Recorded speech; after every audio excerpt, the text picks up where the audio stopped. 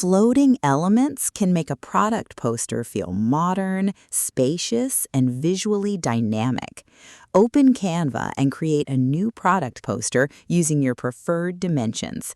Start with a clean background that matches your brand style, then open the Elements panel and choose a few circles, abstract shapes, lines, or small graphic elements.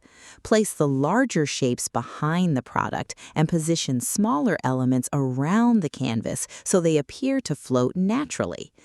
Upload your product image and make it the main focal point of the composition.